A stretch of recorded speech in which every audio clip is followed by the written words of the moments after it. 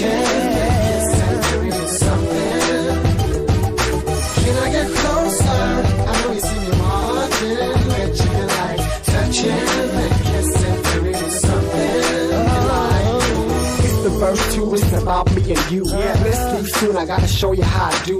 Touching and kissing, oh I know you like that. Dancing from behind you, damn right, you got a nice back. See, I'm a cool type of dude and you know it. I get money treated like dice and I blow it. I got my own spots, you can run around and get keys. Tell me secrets if you like, give me hickeys. Dudes was hollering and you ain't say nothing. P was chilling, girl, and he ain't say nothing. I knew the eye contact really meant something. If there wasn't anybody here, we'd probably start.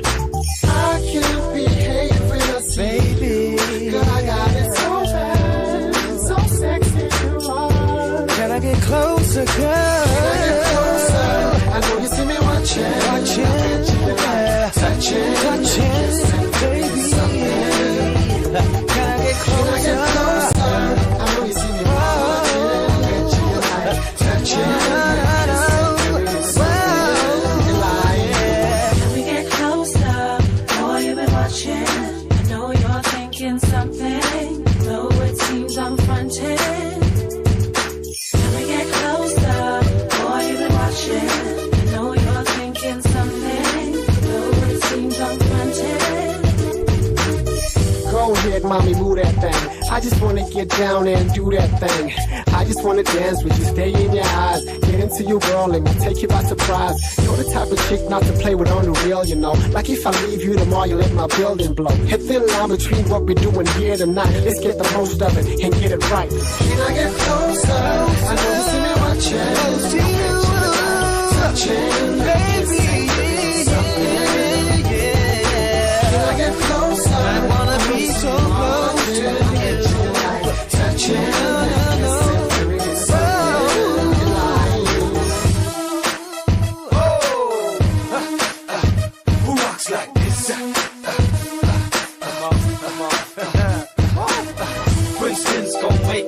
Colambos gon' rock the spot. Come on, Anderson. Princeton's gon' make it hot. Colambos gon' rock the spot. Come on.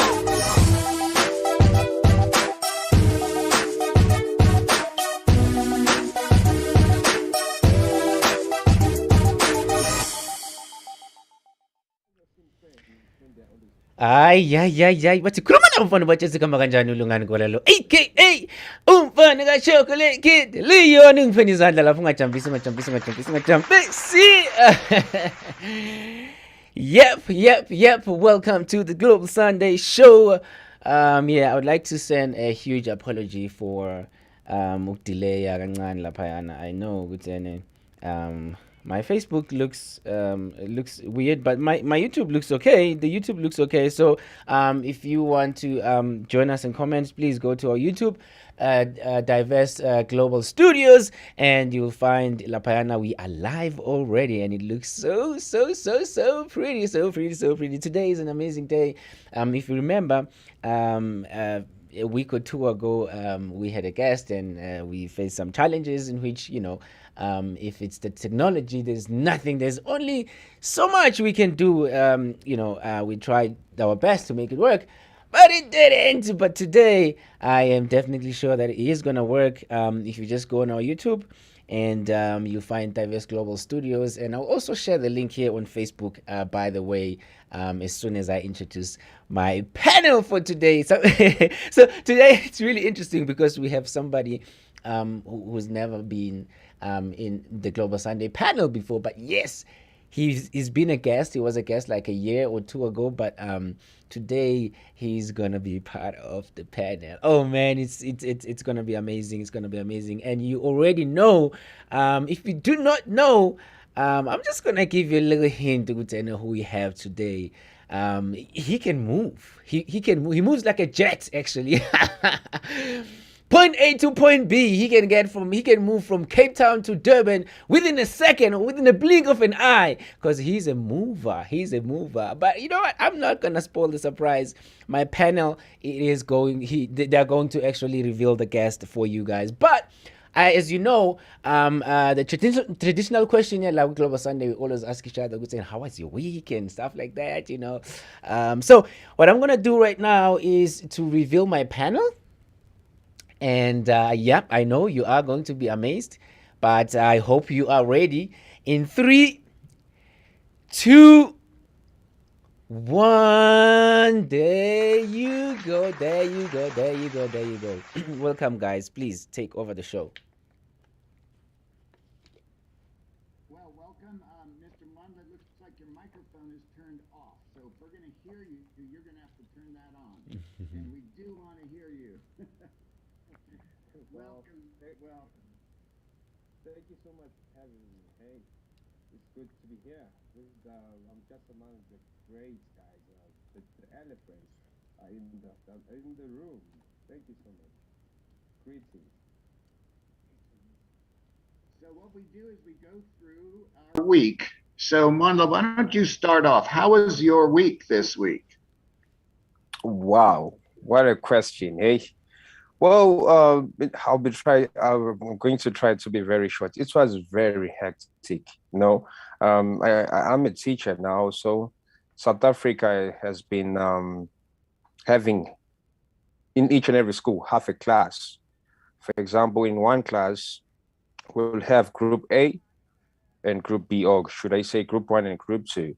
So now the whole setup has changed. We have full classes now. So that means the whole lesson plan had to change, the whole work ethic, everything had to change. So it was very crazy for us teachers in a very short time. It was like we got to notice like next week we're having classes in full. We had to run fast and prepare ourselves for the kids, and this mask thing, it's still difficult for the kids. But in short, I had a wonderful week. I love what I do, and I'm a good disciple. I like to learn, especially from the great men. Yes. Excellent. And Pipo, how about you? What kind of week did you have? Well, it's very good to be back, and it's good to be here with all of you, and also looking forward to the guest. Hello, Longani. And I had a week, I wish every week would be like that. It was changing. There was a lot going on, different projects. I'm traveling at the moment and thinking of new projects. So that makes me get to my borders, of my mind, of what I want to do and how I can do things and how this can impact other people's lives through artistic projects, but also working on clients' work, like the artists, they have different projects, Sometimes you just go like a boat with the wind, and you need to figure it out. So this week was a great week. It was exciting. There was a lot of people involved in my life, so I'm very thankful for that. What about you, Ken? Well, this week I had a COVID once in the history of the universe week. I don't know. I'm a choreographer. Oh, my camera keeps turning itself off, so I've got to keep watching that my camera keeps turning itself back on. It's a new camera, so technology rules us all. But in terms of the week, so when you're a choreographer, for you to prepare 1 minute of choreography, it takes 3 hours just to know what it is. Then it takes much longer than that, another couple of weeks or even months to rehearse it to get ready for the stage.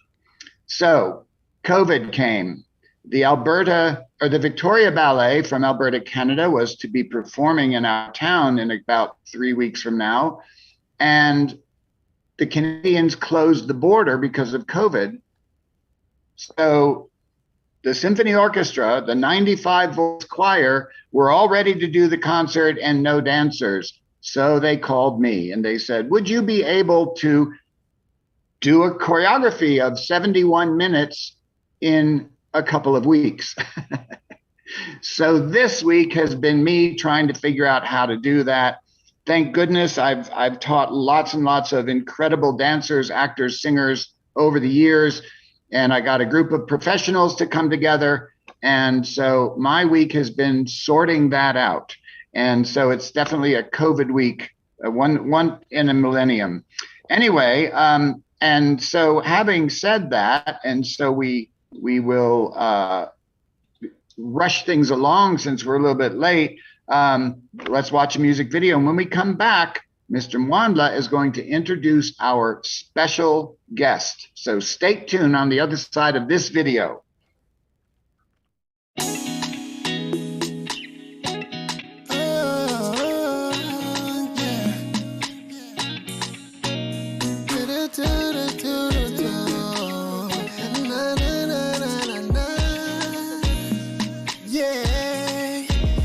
Everything paid for, it's on me. You ain't gotta stress cause you're VIP. Penthouse suite, fresh white sheets. Whatever you like, girl, it's your treat. Shotgun in a guinea. Hit the beach in your tiny bikini. Rickshaw ride, house king vibe. Swim with the sharks, baby, it's alright. Girl, you're looking fly today. In every kind of way. Muscally falsetto. Let me take you to the ghetto. You could be my tidal wave. Take me away. Girl, what you say? It's a beautiful day. Welcome to Durban. Welcome to my city, yeah. Welcome to Durban. Durban. Welcome to my city, yeah. Pop champagne, no pity.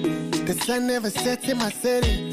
We can do shots, yeah, life vibes, oyster box, you decide. Life's different near the water. Anything you want, you can order. Copter rides over the ocean. We in slow motion. Girl, you're looking fly today. In every kind of way. Muscally falsetto. Let me take you to the ghetto. You could be my tidal wave. Take me away. Girl, what you say? It's a beautiful day. Welcome to Durban. Welcome to my city, yeah. Welcome to Durban. Durban. Welcome to my city, yeah. Ooh, Durban City. Durban City. Durban City. Durban City. Durban City. Durban City. Durban City, Durban City. Ooh, Durban City, Durban City, Durban City.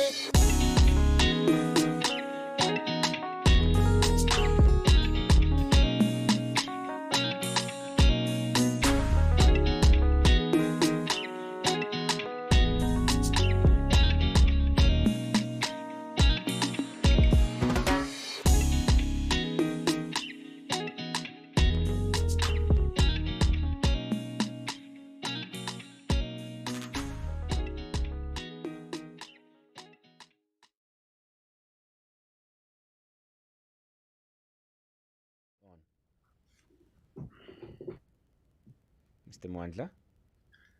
Hello, ladies and gentlemen. I hope you're doing well at home there. Well, today we're going to introduce our guest. This is what I say about him. He's a big guy, a great man with a big heart. So I have already met him and wow, I'm touched. The things he says, they're so profound. Oh, let me not hesitate to introduce Mr. David April. Over to you.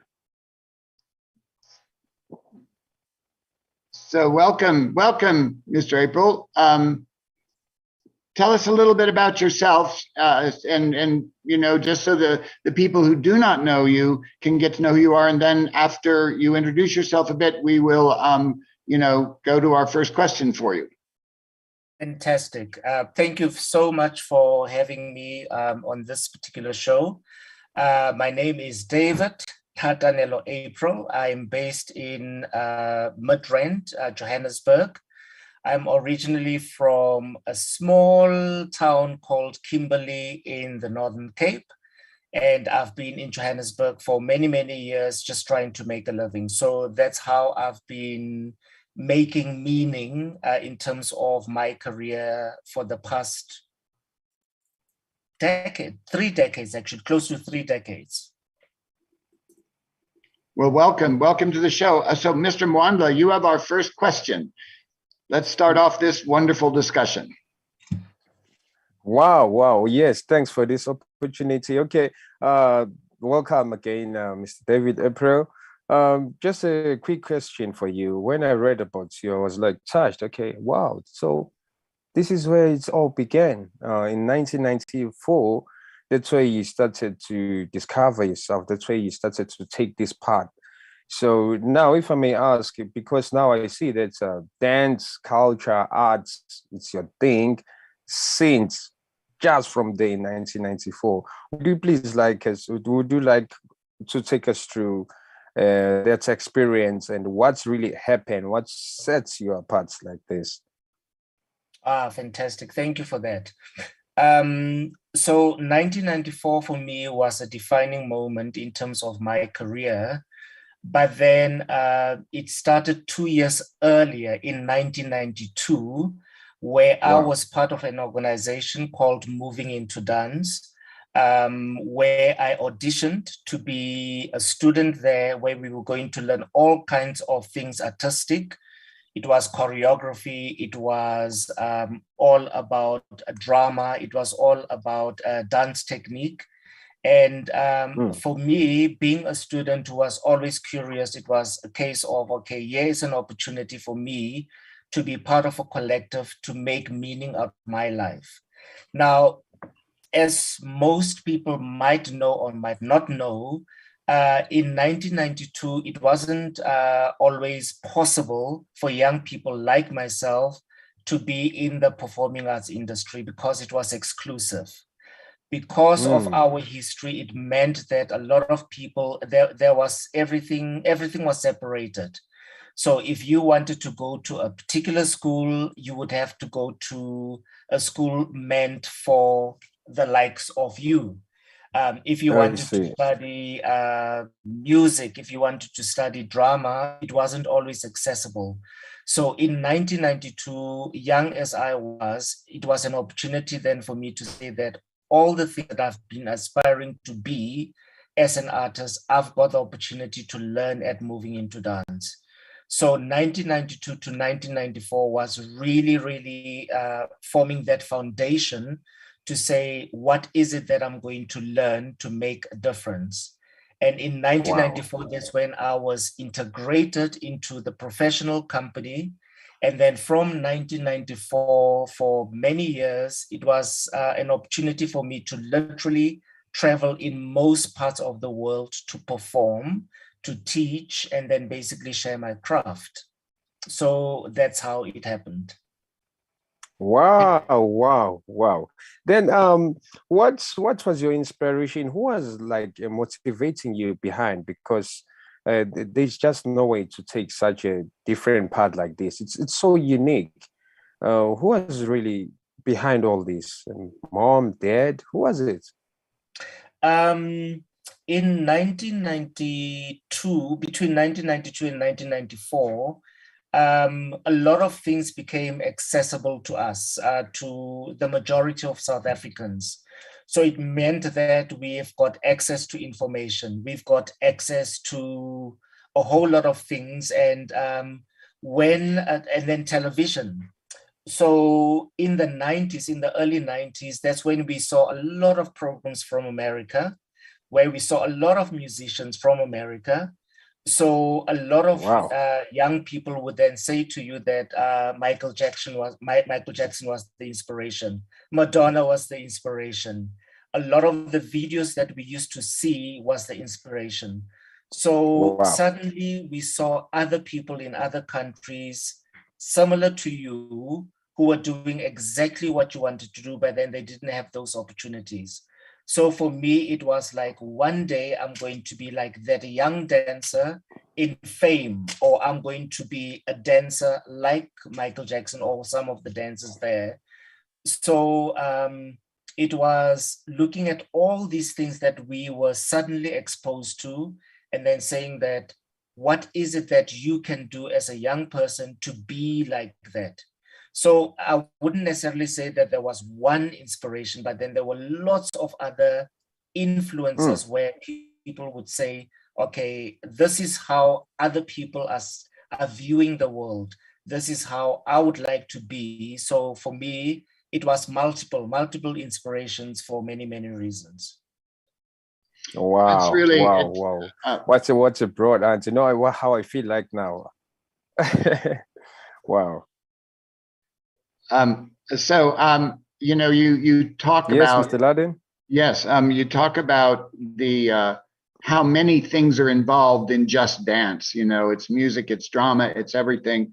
How fortunate for the world that you had that inspiration in the availability of those images to you, but also that you had a place to go that could teach you those things. A lot of places in the world do not have any opportunity other than imitation, you know, to learn. So it's very, very good that you had the teachers you had, because that makes you the teacher you are today. Absolutely. So moving into dance, the founder is Sylvia Glasser, and it was founded in 1978. So you can just imagine the track record of this organization, that lots of young people came from there. Lots of young people are continuing to make a difference in terms of their artistic output. So it's a space, as you say, that it wasn't possible for a lot of people to go to a space. And that's why we called it a sanctuary. So the full name of where I got trained was Moving into Dance Mophatong.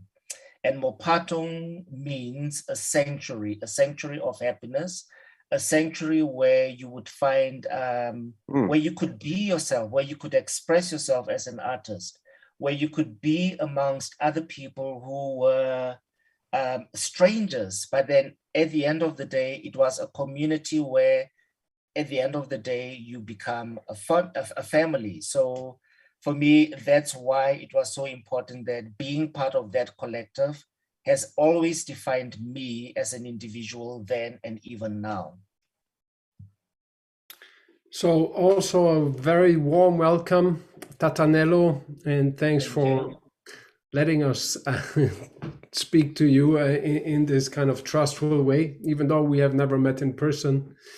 It's a big pleasure. And this time that things are working out technically also, it's wonderful that you're taking time again and that we have the opportunity to share some of the precious experiences and some of that knowledge.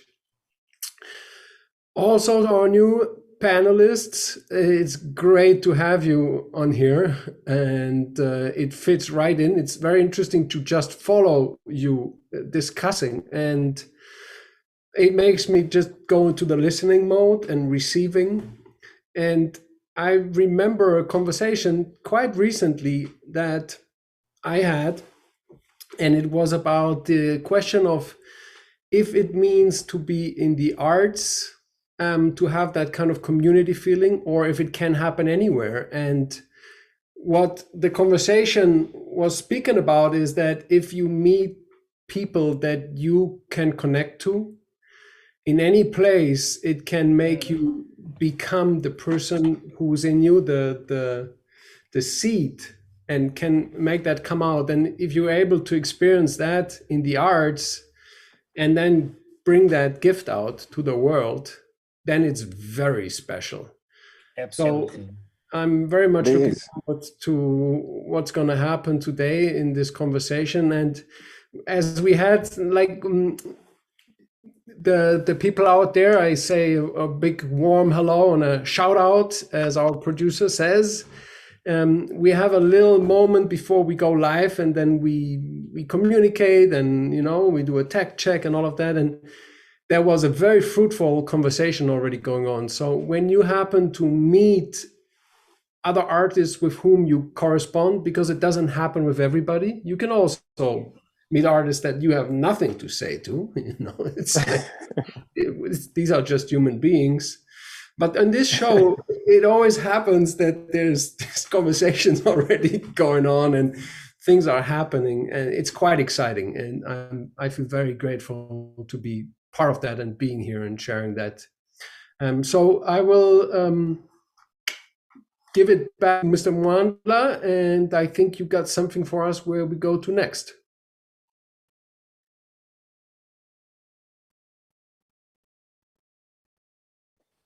Hello, everybody. Wow, what a profound conversation we have here.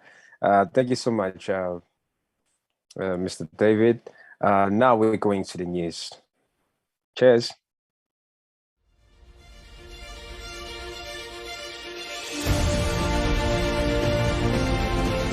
I can't see the thing.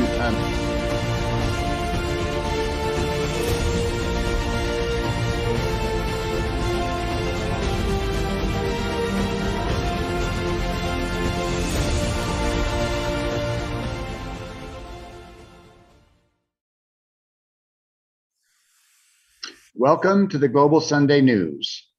Today is February 13th, 2022, and reporting for TGSN, I'm Kenneth Ludden.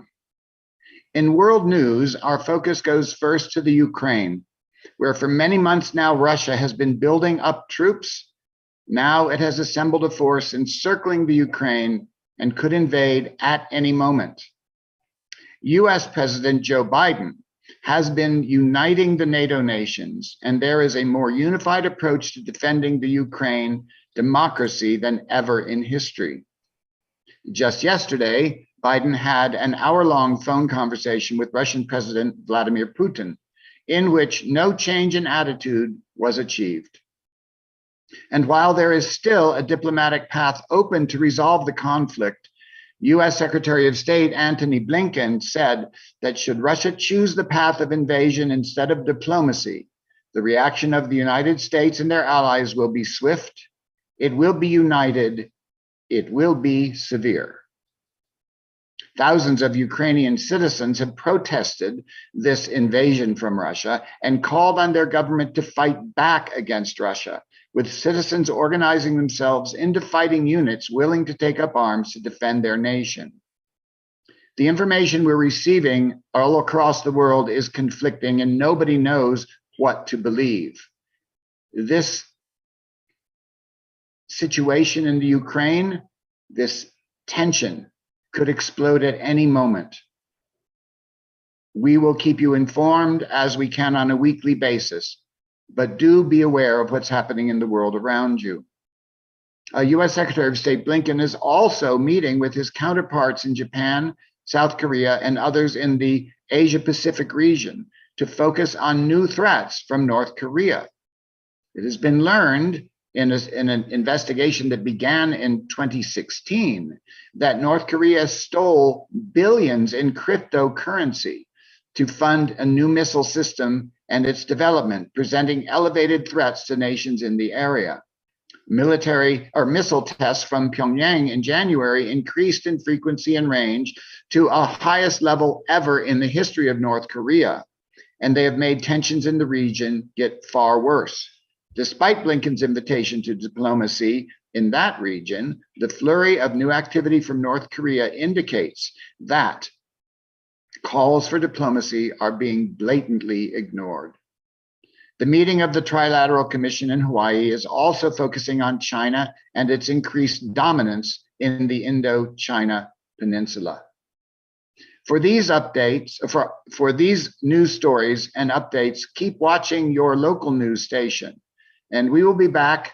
We will be returning after a video to our conversation on the Global Sunday News. Reporting for DGSN, I'm Kenneth Ludden. Thank you for watching.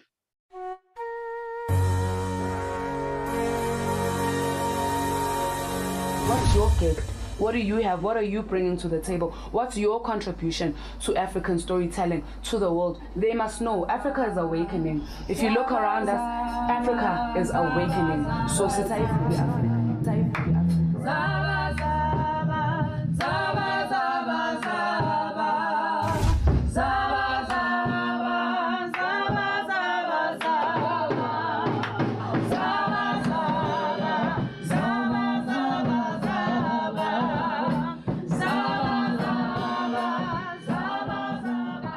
When I Usanda Ngosi Smongo. I'm part of the group Tilo, the African Thunder, whereby ngicula isoprano. Guys, ngicela nifike mhla ka-20 nizojabula kanye nathi kube kumnandi kakhulu guys, nifike namakhula box kugcwale indawo kube happy kube mnandi sonke siphelele sonke. Ngicela nifike nisupport Tilo. Hello, this is Tilo, the Lion Queen Omhlanubanzi. I am your Nubian gypsy and I'm the lioness behind African Thunder. Sila 8 Deni, rehearsing in studio for the unplugged session on the 20th, as you can hear. So the style of music that we've worked towards, ngithanda music or captureisha ubuciko bamaZulu base Africa. Ngizalelwe emndenini half owesiZulu half owesiswati. Ngiyafisa nokuphuma kwamanye amazwe amanye ase Africa. Siqale ngeAfrican Thunder, iAfrican Thunder sayixubanisa mawilalela ixoxa ama-Africa indlela axoxelana ngayo indaba and pass down the heritage from generation to generation is via folklore. This current song is called Umhlanubanzi. It's made up of ithakazelo zakashangase ekhaya lami ngizalelwa kulona. The whole song chronicles the devastating and amazing things that our forefathers used to do and became famous for. Umhlanubanzi ngokubeletha amakhosi is a poetic acclamation to the strong backs of the mothers who carried the kings in the Shangase lineage as children. And here it goes. Enjoy!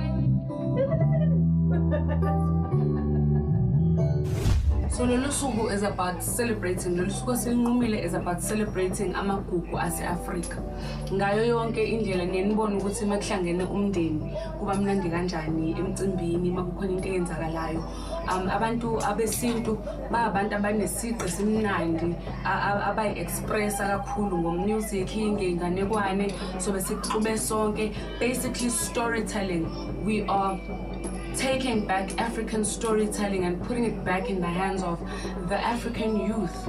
We want to be practicing and perfecting our craft so that and celebrating what we're making with the people.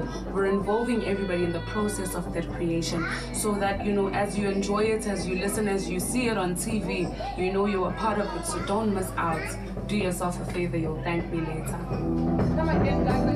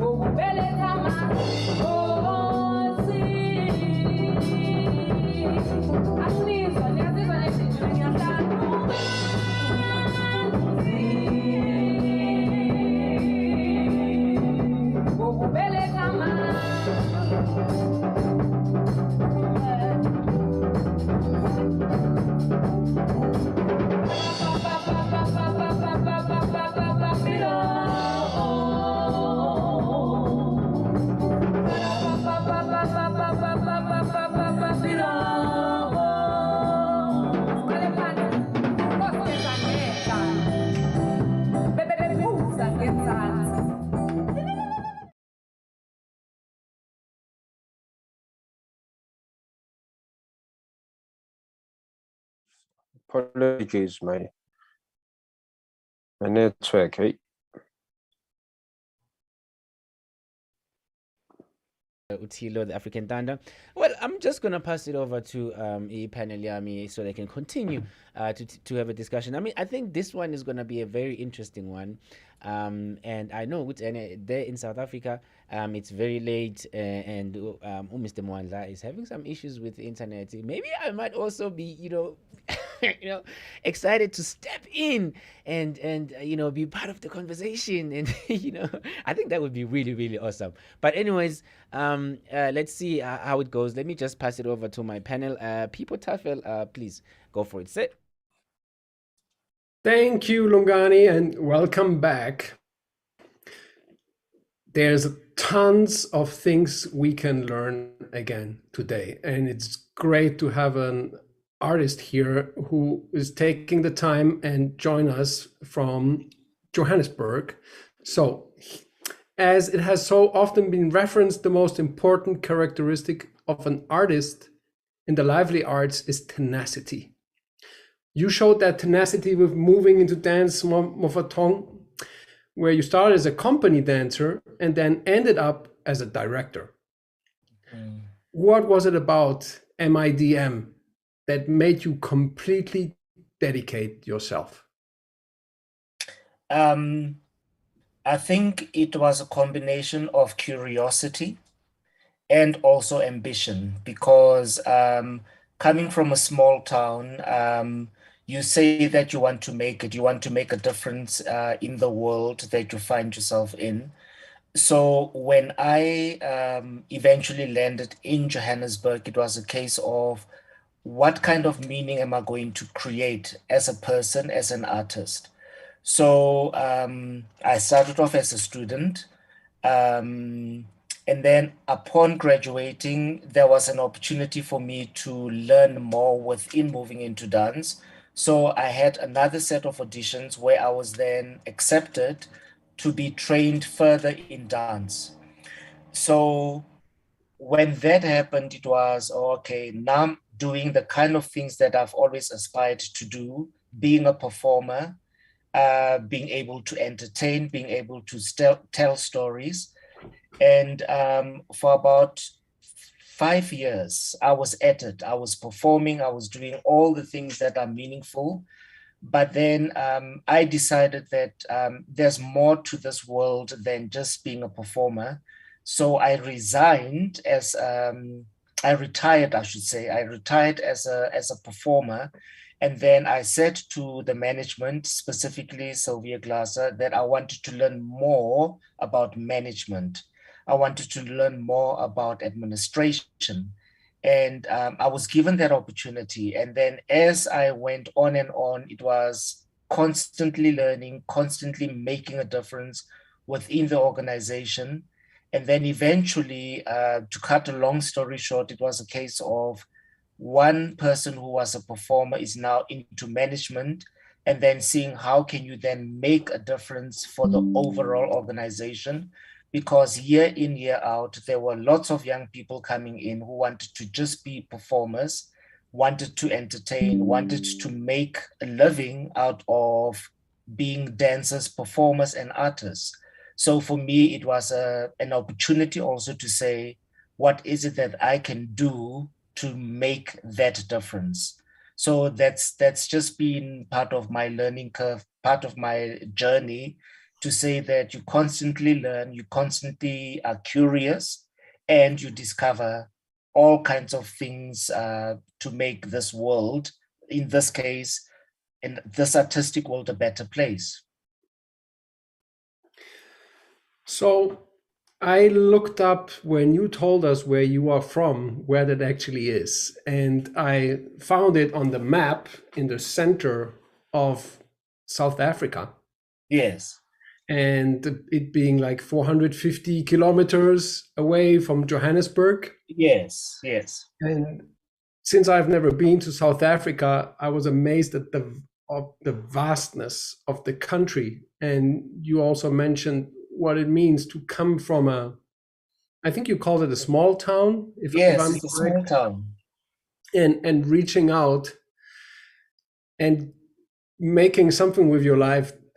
Frankly said, I'm amazed of the awareness that you had at an early time, because the way I went was more intuitive and going with, my guts, until about the end of my 30s or the middle of the 30s, when it started to be more aware of the impact I could have.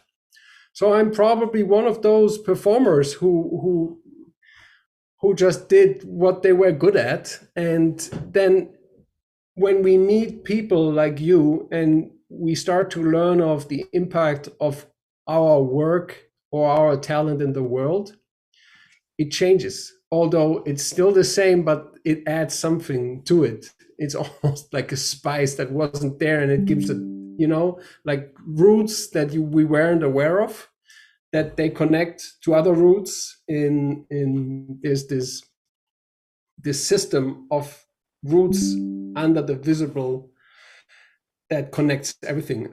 I don't know the English word. Rhizome is an expression that is used for those connecting things. Maybe it's the same. So that's something that came up for me. Yes. Let's take a short break and be back soon. She rolling with me, now she know my whip. They rolling on me, now down my wrist. I got bangs, lights, relics. Ready, ready, ready, ready, ready, ready, ready, ready. Ready or not, we coming hard, straight from the top. Ready or not, I got my bros straight from the top. Ready or not.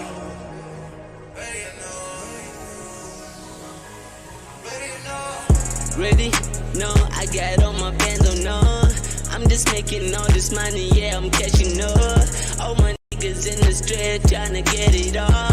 All my niggas by the guap, yeah, we get it all. This shit, hundreds, no. Making money, oh no.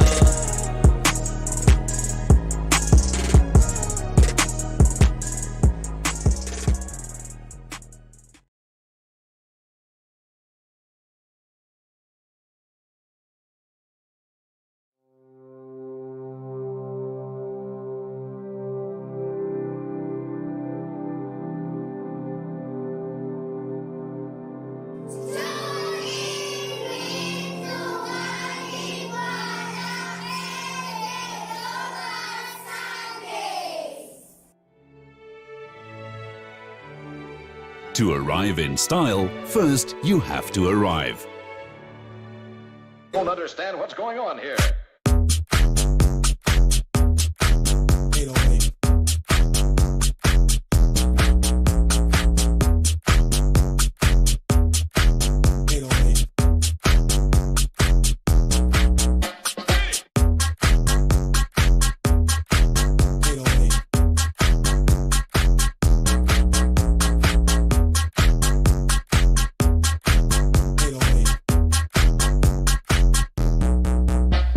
The all-new fourth generation. This is Lungani Gwala, aka Chocolate Kid Leo. Join our growing show, The Global Sunday. We stream live on YouTube every Sunday, 11:30 a.m. Welcome back to the Global Sunday. We are having some technical difficulty in Durban, South Africa, and so we've changed the configuration slightly of our panel to accommodate that. And we are back here with Mr. David April, who I want to call Dr. David April. I don't know if that's correct or not, but certainly your knowledge qualifies you for that. And I want to just get a little bit deeper now. Globalization, Westernization, and the whole capitalist model for world societies today has had a devastating impact on bodies of knowledge and those folk art forms which rely on generational passing of knowledge from word of mouth, from the master to the apprentice, from the mentor to those who they are mentoring. The creation of a central archive resulting from your past work with Shuttle 02 and Shuttle 99 becomes then essential. Today, how is that central archive, which was created back then, how does it disseminate its collected resources in arts and culture into the current and also future generations? So Shuttle 99, which led to obviously Shuttle 02, it was an initiative where the Danish government, where they put in resources for South Africans to think about documenting African dance forms, African dance practices, and everything to do with ensuring that ultimately, if we're talking about African dance in all its various forms within a South African context, that it is captured, it is documented, and then it's recorded. So that was just the beginning of ensuring that a lot of the knowledge that tends to get passed on via oral tradition, we were able to write it down. So that has been a continuous process of ensuring that a lot of that information is there, but then it becomes an ongoing journey because it's not always easy to do that. So there have been many, many configurations of people documenting, whether it's through video, whether it's through written form, where ultimately it's all about preserving that kind of information that's going to be essential, that 50 years from now, people are able to read about it, people are able to do further research, people are able to interrogate it, because as we know, culture is not static, it's constantly moving, it's dynamic. So for me, it was a case of ensuring that the beginning of saying that young people, academics, people within the performing arts industry, let's start looking at documenting the kind of work that we are doing, because in the past, it wasn't always possible to do that. So as I say, it's continuous, it's not, there isn't an end point to that. So Shuttle 99, this was in 1999, but then we're still having this challenge of saying to people, how do we ensure that we're able to document, record our knowledge, our indigenous knowledge systems, that people are able to read about it, people are able to research, so that they create meaning in their own lives. I've run into a similar thing, the art of classical theatrical dancing, which began in the 1650s, developed into a very codified body of knowledge. And then in the late 1970s and into the 1980s, that entire body of knowledge was abandoned. And so I have dedicated the last several years to write down all of that. I'm working on a project right now. There are 284 distinct steps in classical theatrical dancing, and Pipo and I are working on documenting those.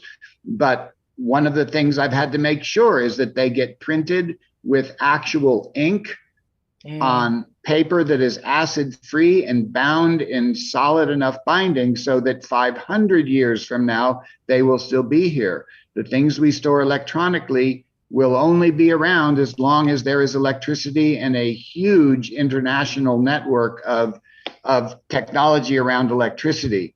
And so how has what form are these archives now?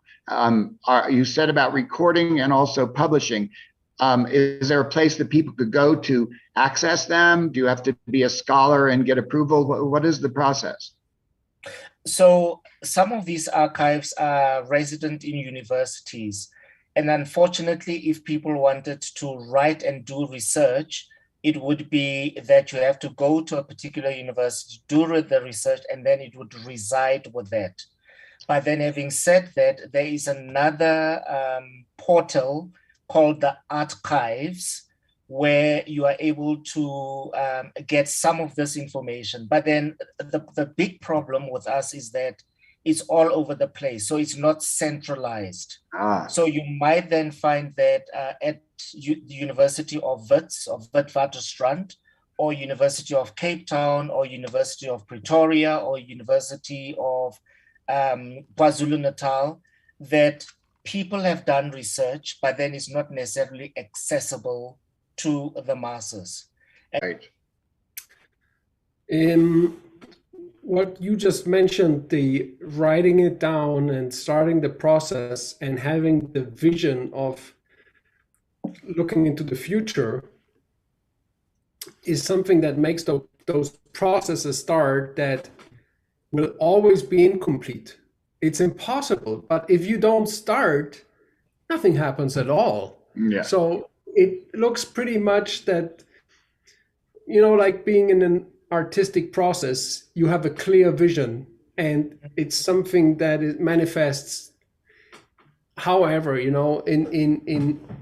that's what makes you an artist, that you have that some kind of thing that you feel like, I need to dedicate myself to that kind of thing I need to express. And language isn't sufficient to express it. Absolutely not. And then that's why you are a dancer, because you need to express this with your body. And then on the way, you have a lot of things that later will not be seen, because what we see on the stage is like the essence of it. Yes. And there's a lot of things happening along the way. And it's truly, truly important that we start doing those things and we keep on going. And in the same time, it's also important that we dedicate ourselves to the work.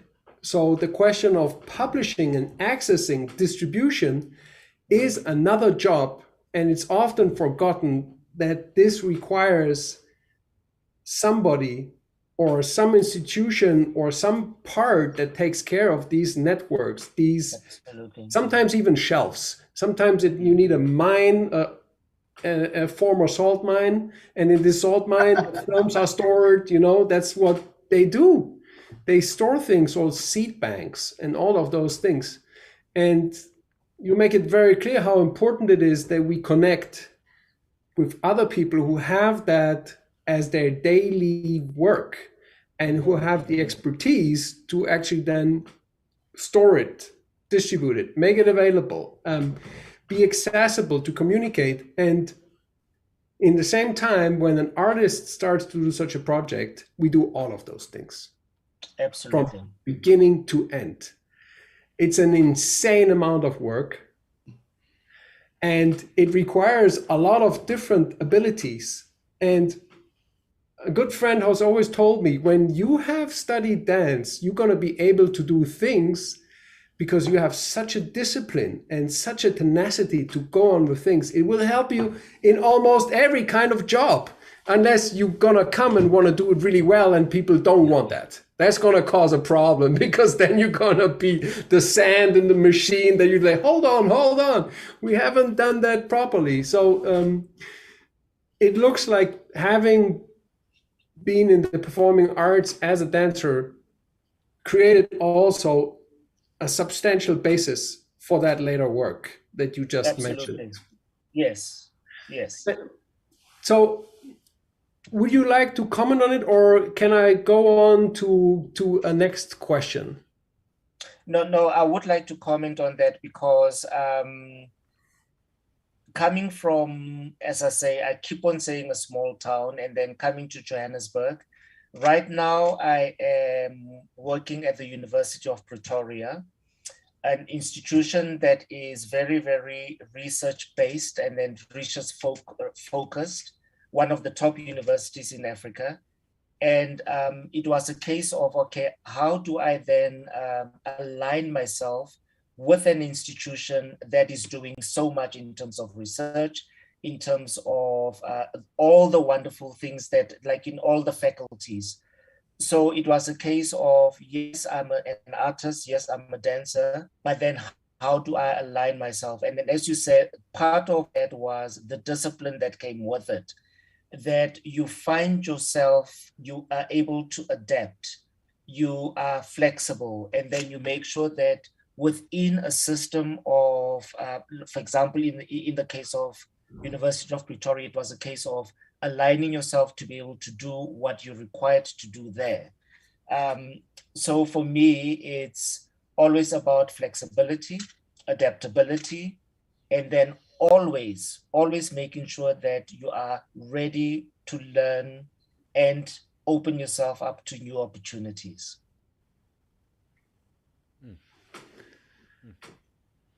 The performing artist who doesn't have the group and the intention of the work in mind is not useful. He becomes a soloist, and then if he's a soloist, good luck, because that is even more work. So and there are not a lot of soloists on this world who do only solo. They might be one solo in a piece, but like a whole show being a solo, that is a very special thing. So I think it's very good to be aware of the training we're having as artists to fit in and make something happen and work together collaboratively. Yep, and work as a collective, work in unison, work as part of a community. Definitely important. So in life, if you have had one truly good teacher, you are very lucky. A teacher excites the mind and expands the worldview, and he guides the development, or she guides the development of how a student connects with subject matter. Now, yet with rich content in a curriculum and the clear progression of building each educational experience on the shoulders of the former curriculum is absolutely essential. Please tell us about the curriculum development project. How did you approach it with the final result within the student in mind?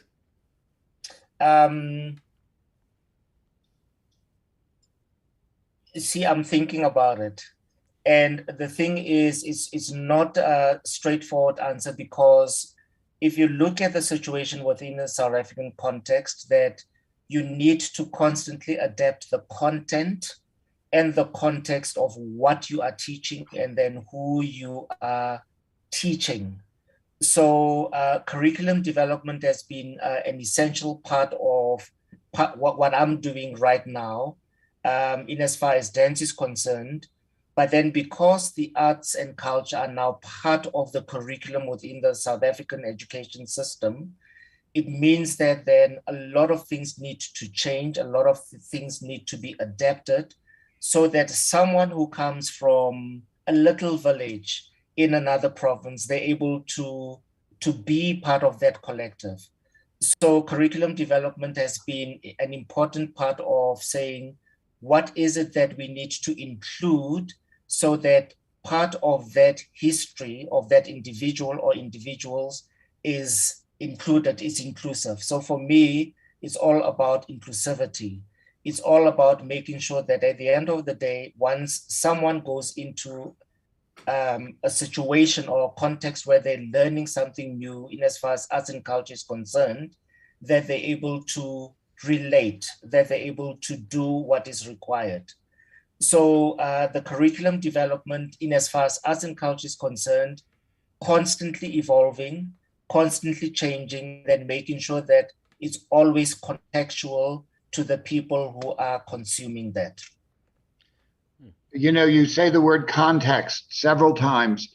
Context is so important. I don't know that, you know, when in the mainstream jobs, often context is not important, just getting the details right, doing the data entry. But when you're talking about arts and culture or any kind of education, context is everything.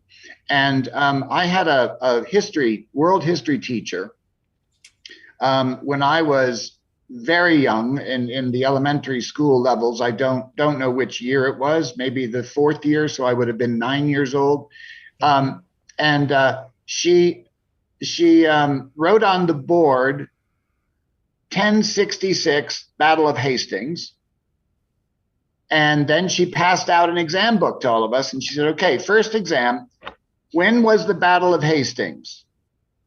And we all wrote down 1066 and handed it in. She said, great, you all have your first test, you've got 100%. And then she races the board and writes the word huge, library. And then she said, okay, we're going to have our second test. And she handed out new books. And she said, where can you find everything else you need to know?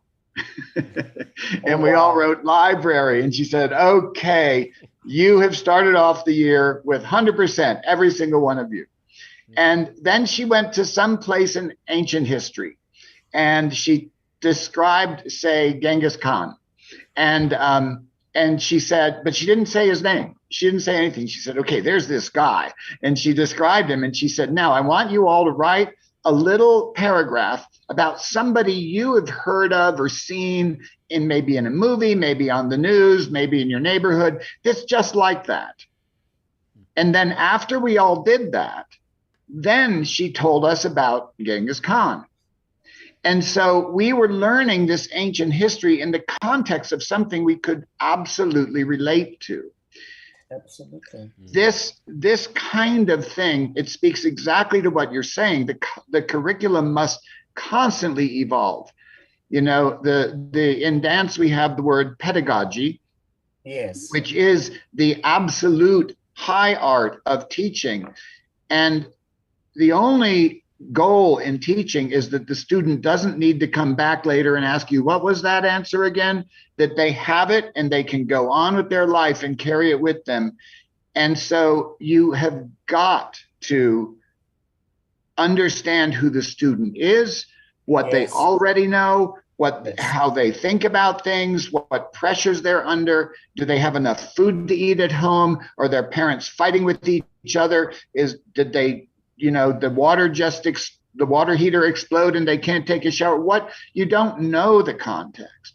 And so I just think that what you've just said is just so fundamentally important for the future, is to constantly understand the exact context for every student. Didn't mean to go on like that, but I just was so inspired by what you said. Lungani, do you have some comments you'd like to make?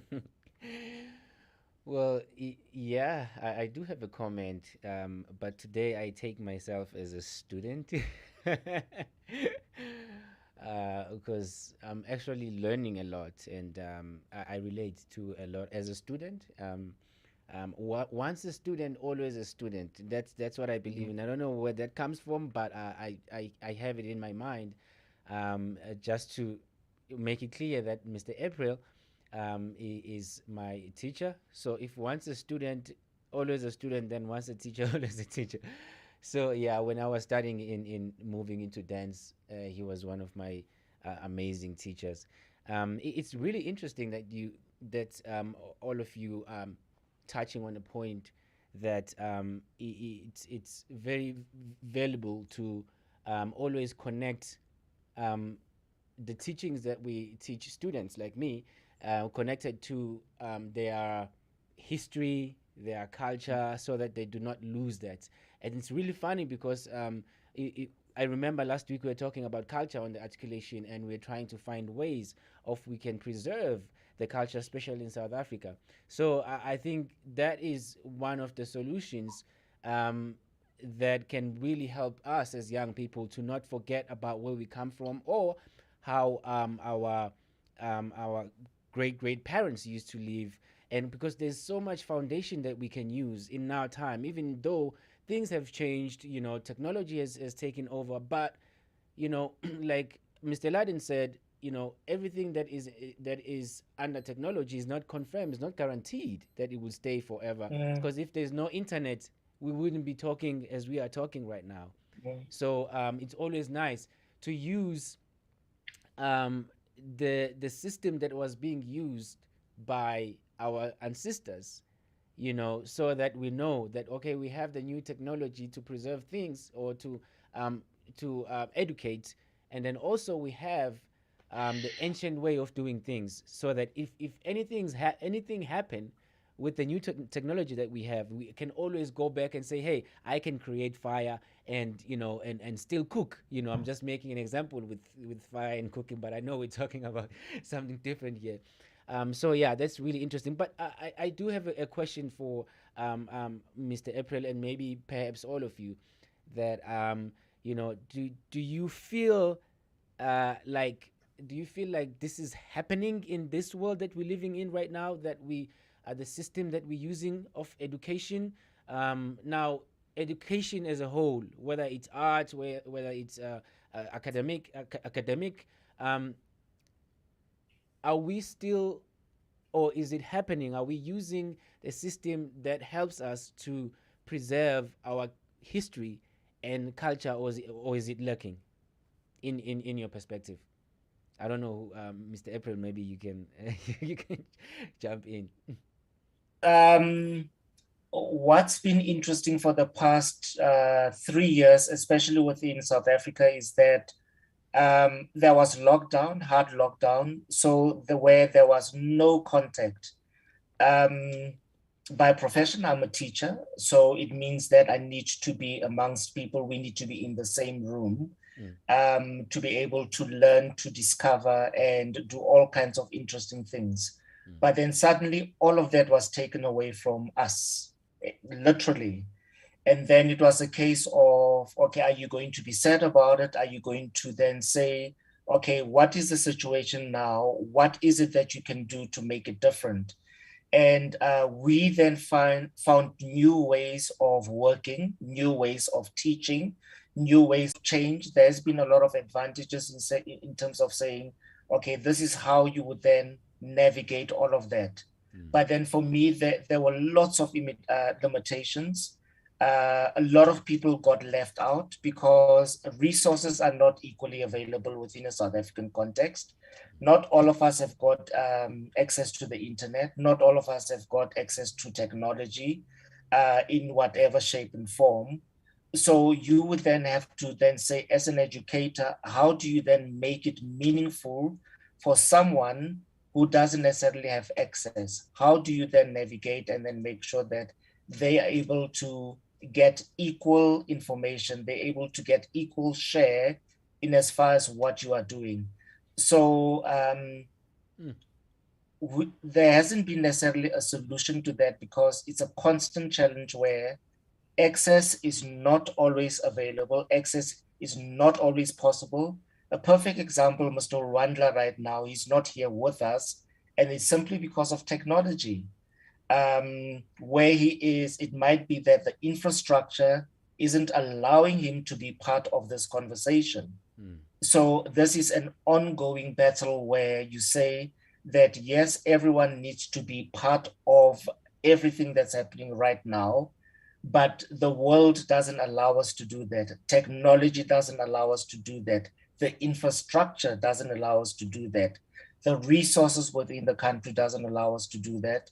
So you then have to find other ways, other means of making sure that people are included. There is inclusivity and not exclusivity. I would like to jump in, looking at it in that sort of macro view of, the overall systems and how people are integrated and related. And also understanding that even when you do have the technology, you're taking a 4-dimensional world, because you not only have width and height and depth, but you also have the passage of time. Yes. You have those 4 dimensions, and then you've got the cumulative context. Again, that word, that beautiful word that you have really brought to the front of my mind in this discussion today. But if Mr. Mwandla just suddenly joined us right now, he wouldn't have the context. His context would start from the moment of joining. And so in looking at it in the macro is very confounding. But to answer your question, Lungani, as I understood, is anybody doing this now? I would say that the answer to that, the positive answer to that, is that found in the micro. Every adult who speaks to a child is doing it. Every person who shares their story is doing it. Everybody who takes some child that, I don't know what it would be like, maybe you're outside of a store and you're loading your groceries into the car, and there's a group of kids playing ball, and 3 of them come over to say, can we help you? And one of them doesn't. Well, you have to talk to all of them, including the one who doesn't. You have to, anytime you have the opportunity to share, and if your experience, even with somebody the exact same age as you, is different than theirs. So there's stuff to share. The thing that concerns me in the macro view, however, is not just this elitist sort of access. You have to have money, you have to have position, you have to have enough time to learn technology, which is a huge investment of time, just to learn how to deal with your phone, and make it do things you want. But then the other thing is, if people haven't been raised so that they can think, so that they are raised to sort of encourage their curiosity. Okay, so if you have this and this, and then this other thing comes in, what happens? You have to teach people to think, and you have to you have to address people assuming they can think so that they will. So in the macro, I see two huge problems. One is the structuring and the elitist and the money that comes into it. Yeah. The other is that if people have not been taught how to think, how to observe, and then do something with what they've observed or include it, it's not going to matter what's in front of them. But the answer of who's doing it is every single person who shares with another person. They are part of disseminating that information. Unfortunately, with this internet, we're getting more and more not in contact with each other. You have your phone, you think you're talking to somebody. No, you and they are both in a room by themselves with a machine. Nobody is with another person in that setting. Okay, so I'll stop there. I could go on forever, obviously. So I'm born 1979, and I'm working as a media artist. So in a way, that means I learn how to press a button and make a machine work. Okay, that's like the joke we always made about the diploma. And I wonder if it ever, and that is the question back, Longani and Thatanelo and Ken, has it ever been better? And I'm not talking 10 years or 20.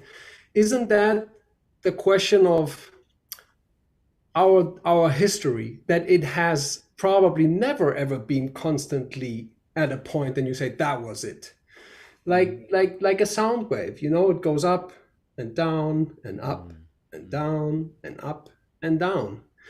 And I really admire those, and as you said, Ken, that see teaching or education as a thing that starts from one person to another person, And like recently, someone told me, the way I'm treated, I will treat my child.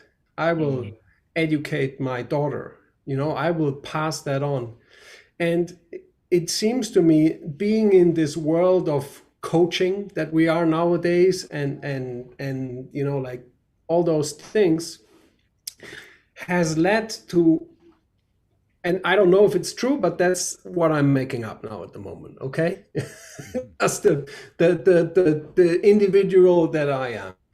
Hasn't that partly led to an understanding that saying something was thought to be education? However, doing something and leading by example is actually education. So instead of saying something or telling people what to do or advising, rising to the top, being a leader, making something. And I'm amazed, and we talked about that earlier, and it's a pity that Mr. Mwandla is not there anymore.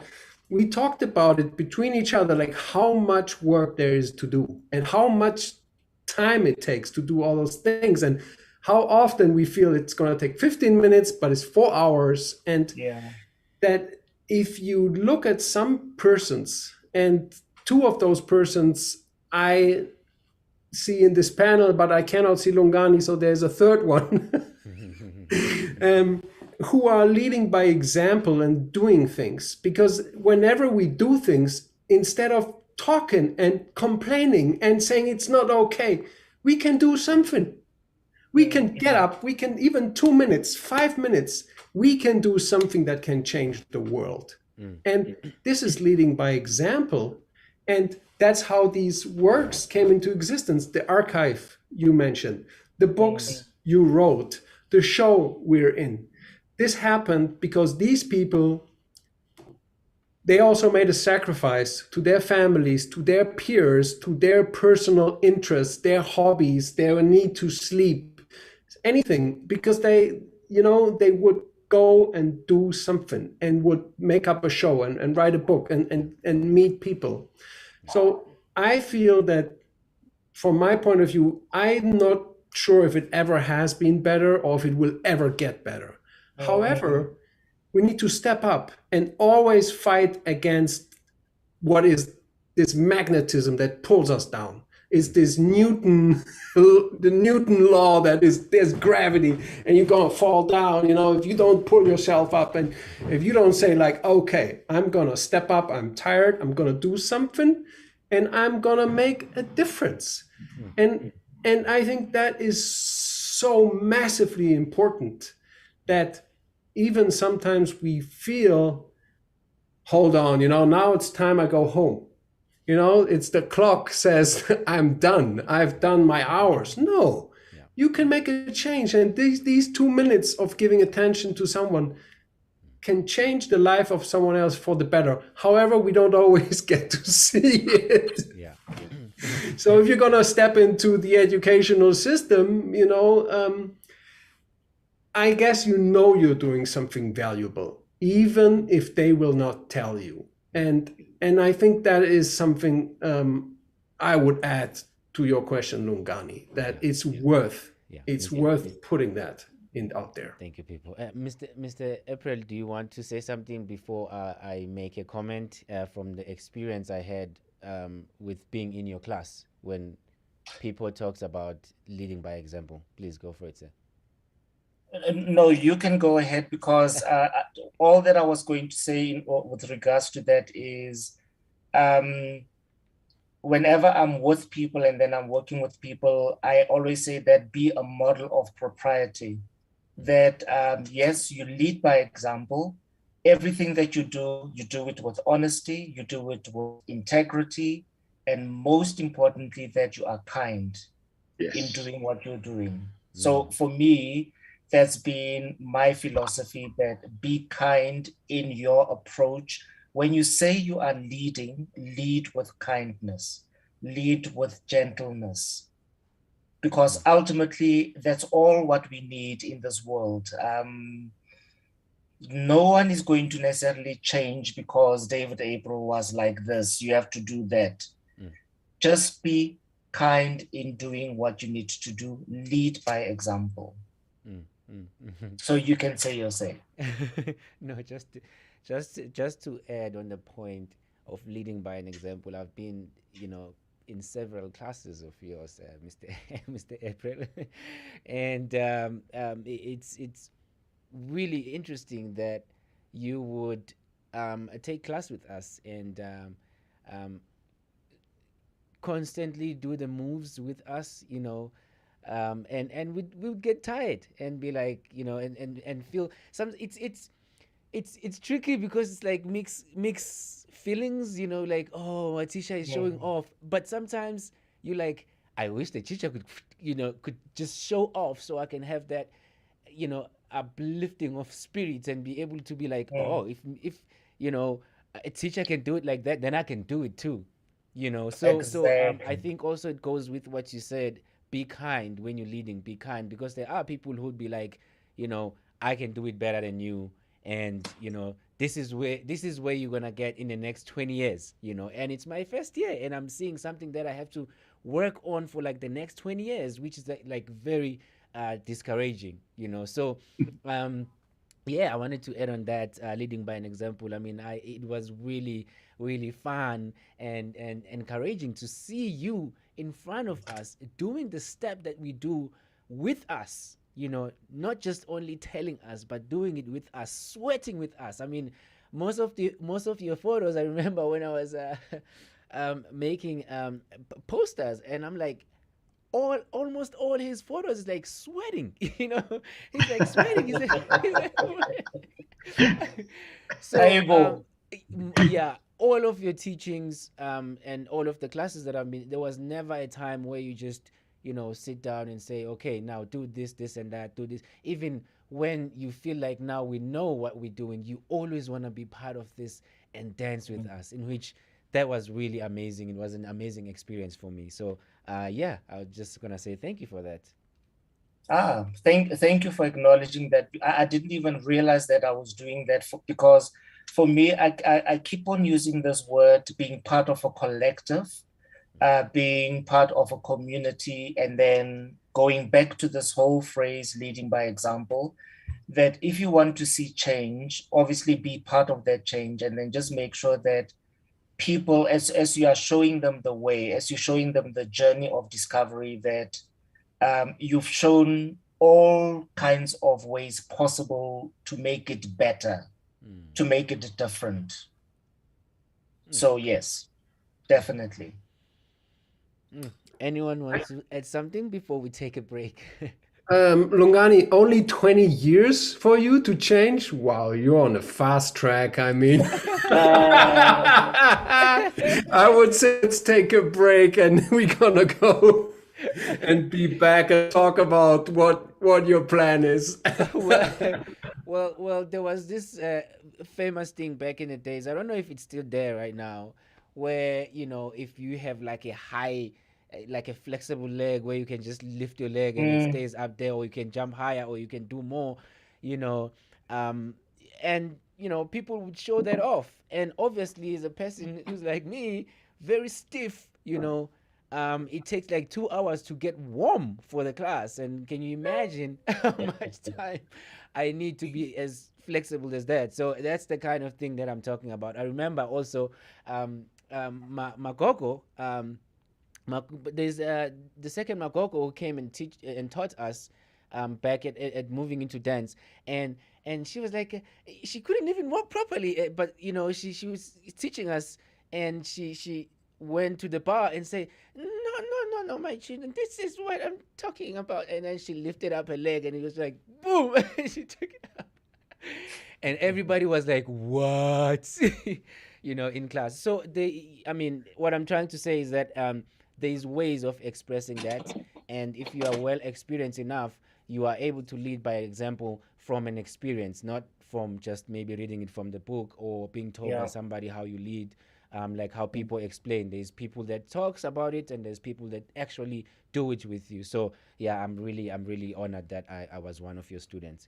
It really worked very well for me. So yeah, wonderful. Thank you. All right. You are still watching the Global Sunday. If you have a comment, I can see comments coming through on our YouTube. But yeah, we're going to take a little break, and then we're going to talk some more with Mr. April. Oh, it's so amazing. Watch this music video. When we come back, we'll talk some more. You're watching the Global Sunday, Lungani.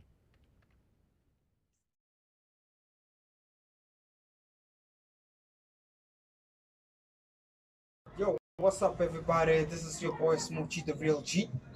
I just want to introduce you guys to my music video. It's titled Show My Chose. The music video was shot in October 2020. It was released in December 2020. Shooting Show My Chose music video was so much fun, lots of experience from the crew to everybody who was there. Why the title Show My Chose is that I've been inspired by her lot of work. Show My Chose herself. She's been doing well. She's now international. So from me, Smoochie, I just want to say thank you for watching Global Sunday. Peace. Oh, Smooth Records. Yeah, Smoochie, the real G. Yellow, yellow, yellow. Yellow, yellow, yellow, yellow. She's all my girl, a very pretty girl, my baby girl. Can I be your man? Not gonna be that dumb from Guyana you used to date. Me and me gangs, I'm cool and collected, and I know how to treat a lady. Yo, you the reason why it's smooth. Giga, switch up the flow. Never, baby girl, Josie girl, Mushaya, ding dong. No, I gotta find a more. I'm gonna buy you the wall. Let's forget about them more. Talking about them, Tonga girl, baby boy, same road, chillin' popo. Never give a F about it, popo. You and I, Namela, N1, go fella, cow, butcher. Is N1, go fella, cow, butcher. Show my Josie, show my Josie, show my Josie, yeah. Show my Josie, show my Josie, show my Josie, yeah. Mtalo shaya, ding dong. Shaya, ding dong. Mtalo shaya, ding dong. Shaya, ding dong. Show my Josie, show my Josie, show my Josie, yeah. Show my Josie.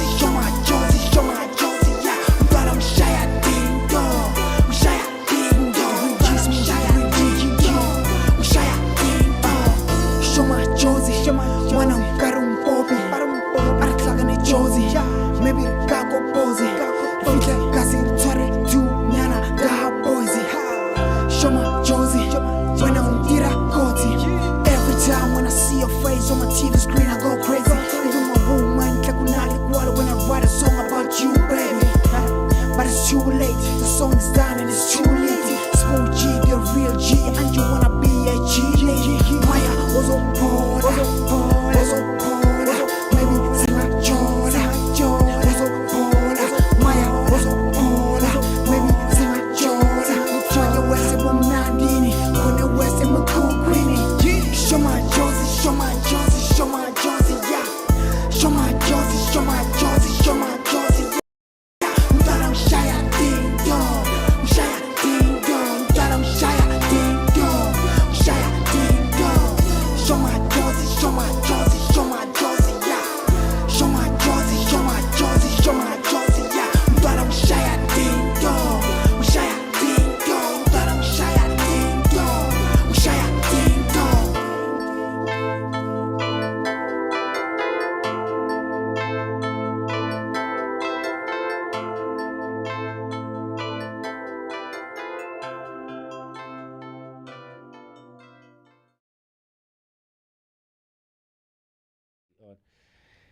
Yes, that was Smooth G ekhala laphana umfana ethi ene bayadansa laphana ungajampisi. It's really awesome that we have amanye ama-artists acknowledgeayo and appreciate other artists who are doing very well in the industry. So shout out to you, Smooth G. But we're gonna go to the news, and then when we come back from the news, we talk some more with Mr. David April. Remember, you're watching the Global Sunday with the boy Lungani. Mr. Laden, I hope you're ready. Take the news. Welcome back to Global Sunday News, our second segment in our tradition.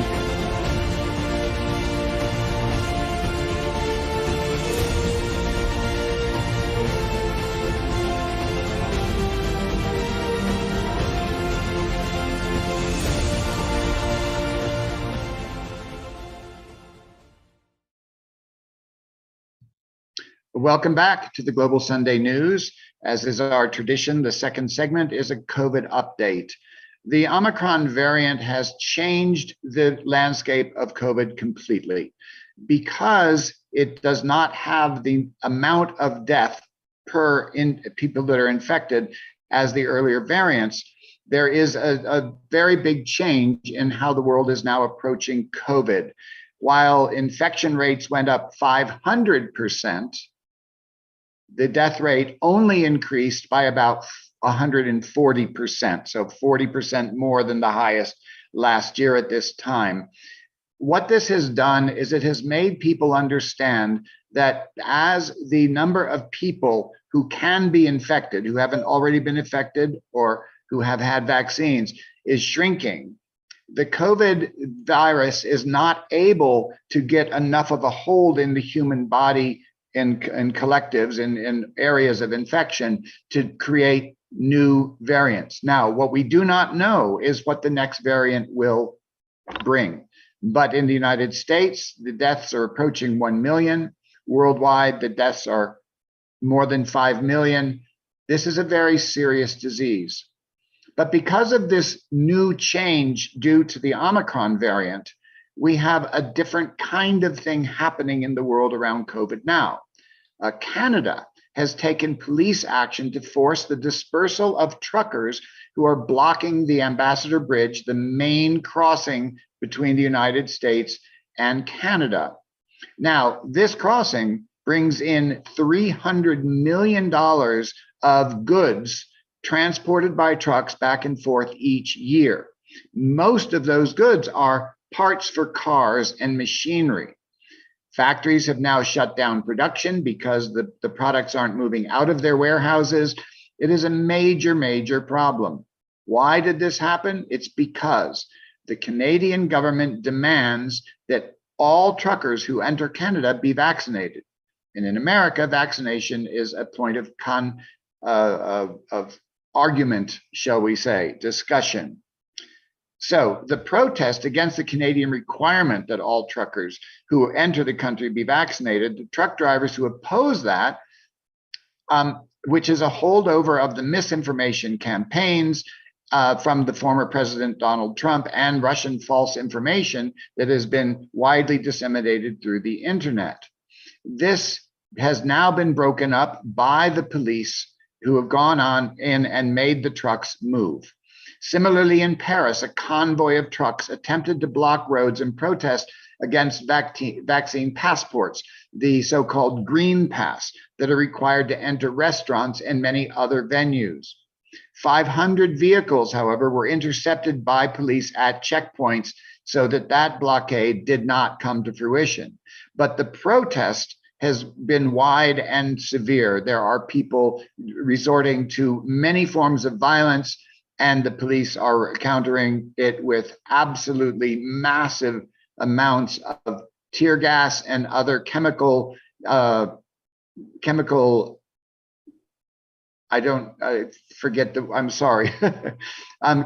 irritants. That's the word, the chemical irritants, to make the protesters disperse.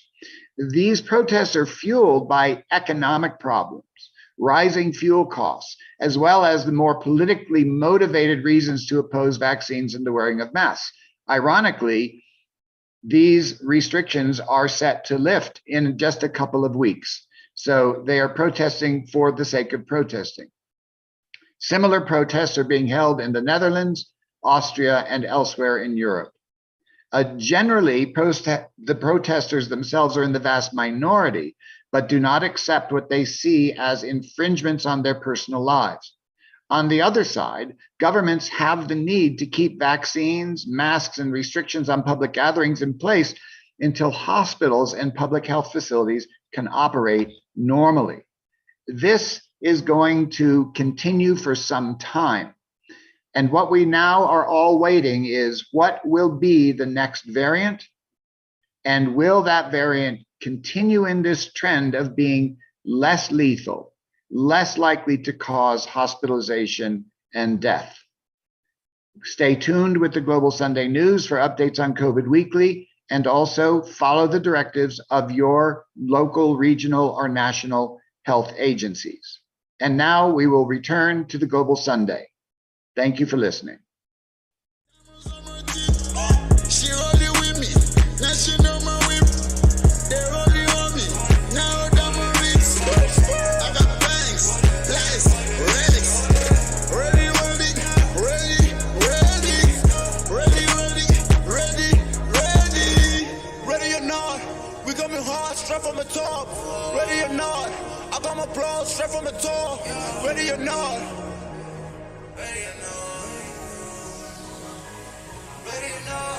Ready? No, I got all my bando, no. I'm just making all this money, yeah, I'm cashing up. All my niggas in the street tryna get it all. All my niggas by the guap, yeah, we get it all. This shit, hundreds, no. Making money, oh no.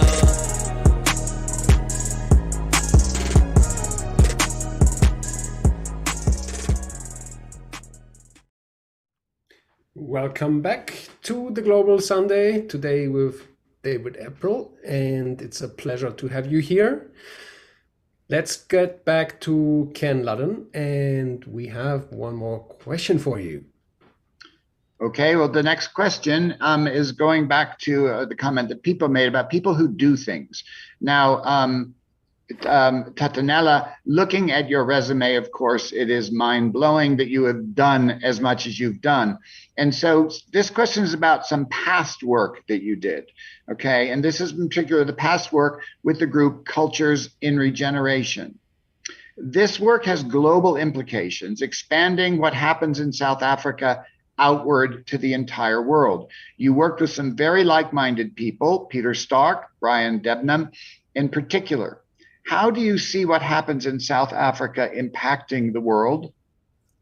And what is it about South Africa that seems to always lead to informing the entire world? All I can say that not only South Africa, but then if you look at the continent, Africa, it seems to be a repository of knowledge where a lot of people find inspiration to do things differently, to approach the world differently. So we've always led, as a continent, led by example. It's just that given the politics, given history, that all of that doesn't come out into the forefront. And then just going back to, for example, cultures in regeneration, where I was working with Peter Stark and Brian Detman, they UK based, and whenever there's been opportunities for development within a city, let's take Johannesburg as an example, that there would be a lot of development happening within a particular city, but then they would then forget about the culture, what defines that particular city. So Johannesburg, and in particular, honing in on Newtown, where Moving Into Dance is based, where Vuyani Dance Theatre is based, and all kinds of cultural organizations, there was a lot of development where business people then came into the area and then said that, okay, now there's going to be an opportunity for commercialization of the space. But then we as artists then said that it's well and good that you want to do that, but then we need to be an equal part of the equation where there is investment in terms of the cultural and creative industries. That if we look at culture, if we look at tourism, if we look at the way that South Africa is representing itself out to the world, that there is support. And then when I talk about support, it's financial support. There's infrastructural support. So a lot of the conversations that were happening then through the work of Cultures in Regeneration, amongst other things, was that if we are going to be looking at development from a business point of view, that the arts and culture sector needed to be central to those developments. And this is how we then made sure that conversations with the city of Johannesburg, where a lot of developments were happening, not only in the city center, but then in the outskirts, including Soweto, that they were making sure that there was a substantial contribution in terms of making sure that a lot of the people who are creating art, a lot of people who are making sure that we see the world in a different light because of the arts and culture sector, that we were part of the collective. So that's just a tip of the iceberg of the kind of work that was happening in as far as that is concerned. But the point is that if there's going to be development happening in any city, it's important that arts and culture is at the heart of those things, because that's where tourism comes in. That's where other people can get to learn about your country in terms of its diversity, in terms of its craft, in terms of what we are offering to the world. And that's why there is this hunger that whenever we go out to the world in terms of dance, in terms of visual arts, people are then saying, like, you know, you've got so much to offer. You've got wonderful products that you are producing. So hence I'm saying it's just a case of being aware of what we're doing and how we do it, and then offering it to the world. I read a book once. I just want to jump in. I read a book once that talked about Africa. This is a book from the 70s. It talked about Africa is that if you go to Africa, whatever you're dreaming, your dream is going to be crushed by Africa. And that was written from the perspective of people wanting to go and earn a lot of money. But when you go to Africa, first of all, the human race came from Africa. All of us are African. And also, you're right, it is the repository of all human knowledge. And so when you go to South Africa, I believe it's not that your dreams get killed. It's that they hit the restart button. They put you back in the human race, and they connect you to that kind of knowledge that is the great gift of all humanity. And so I'm very glad that, in spite of the horrors of the past historically for Africans under the just domination of the West, it's just unspeakable that after all of these hundreds of years, it's still the arts, the culture, the knowledge that is the most central thing, and the fact that there are people like you demanding that the infrastructure, the financial support to make things happen is centered in that. So bravo you, and I will let other people comment. Thank you so much. Thank you. Thank you, Thatanelo, for going to that. Now, the two of you are truly philosopher kings, as Ken said it once. So I always need to step back and be able to even, open my mouth and say, okay, there's something you can add to this too, even if it's a tiny little bit. But let me give it a shot here. And it brings me back to the beginning of the show. The question of education and the question of Lungani of where are we at now? And if I think of the nowadays education, how it has shaped the people since the mid 19th century, like almost creating products, material to work in the industry, to have people who can fit into that. And then thinking of that there is another way of the passing on knowledge from one person to another and embracing this other being. And then leads me to the very current things that happen due to the pandemic in Germany.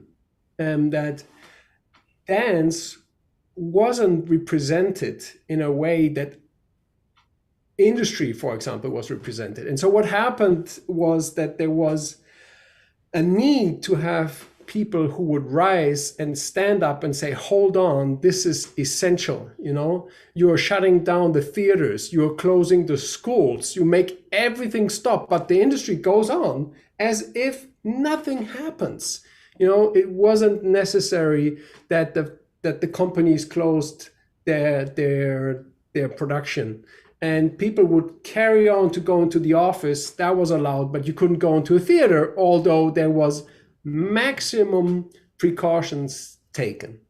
And so people would become aware that there wasn't much representation of arts, and now I'm talking about dance, as in other areas. And so they would get together and they would say, no, hold on, let's talk about it, and stand up and make their speech and move on and say to the politician, no, something has to happen. You cannot just forget a whole, part of society. Same with parents, suddenly having the kids at home and having to do homeschooling and then having to continue to work.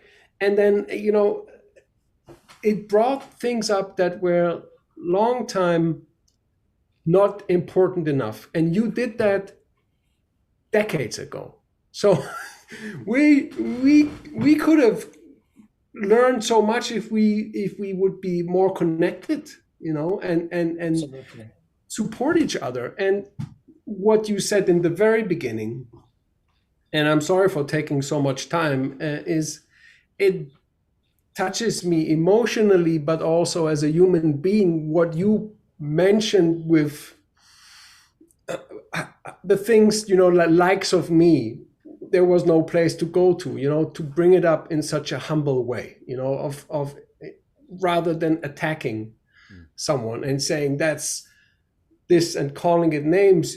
You brought it up in such a way, but it still touches me deep within, and I have to allow myself to be sad instead of saying, yeah, but hold on, and intellectually answering, because it makes me be speechless, actually, So that's what I meant, that there's not always something I have to say, even though I'm a performing artist, and I could make up something.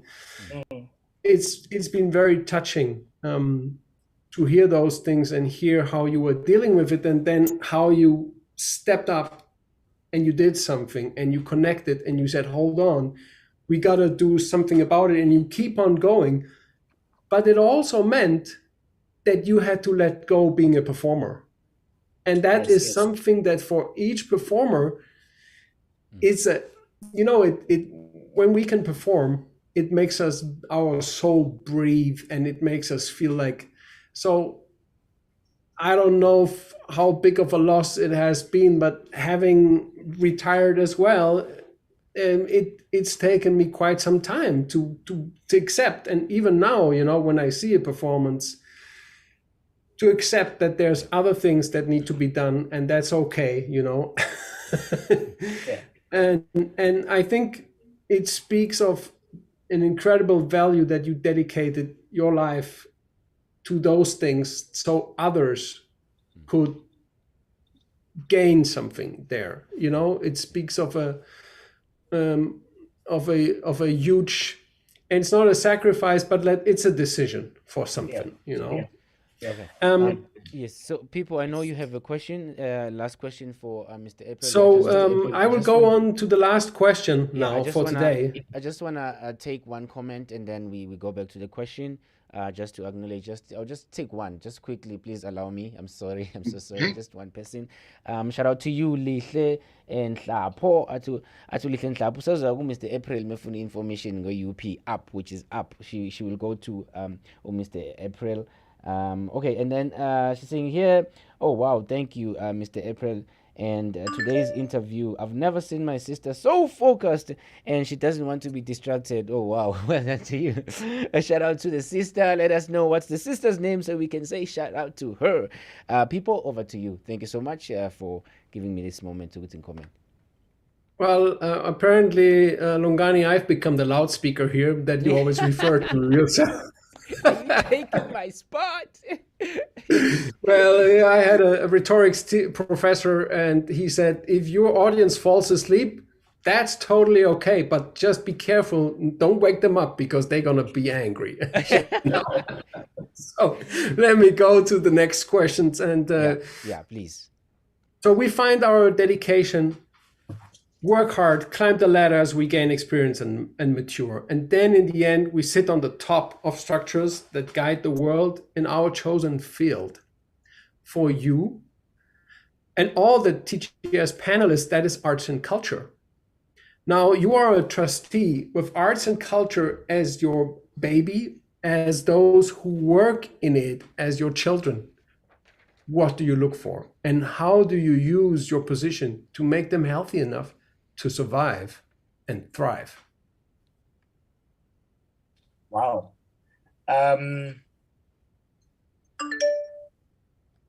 Always look at the world in a way that you're going to explore, that is not going to be challenging to do all of that. So that once you are now amongst people that you are teaching, that you're passing on knowledge, that you show them the possibility of the impossible.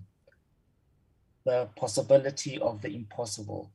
That anything that you set your mind out to, as long as you put in the work, as long as you put in the hours and the dedication and commitment and discipline, that will achieve what's to be achieved. So for me, it's all about making sure that make the journey worthwhile. Show the good and the bad. And then as people learn to discover different ways of doing things, of thinking about life, that you are there to hold their hand. So it's always you are next to them, never ever in front of them, leading the way. It's always making sure that you are next to the people that you want to see a difference in their lives, that ultimately they then see that whatever difficulty that you came across, or even the victories, that it's a joyful experience, and then sometimes a painful one. So the most important thing is ensure that you are there in every way possible.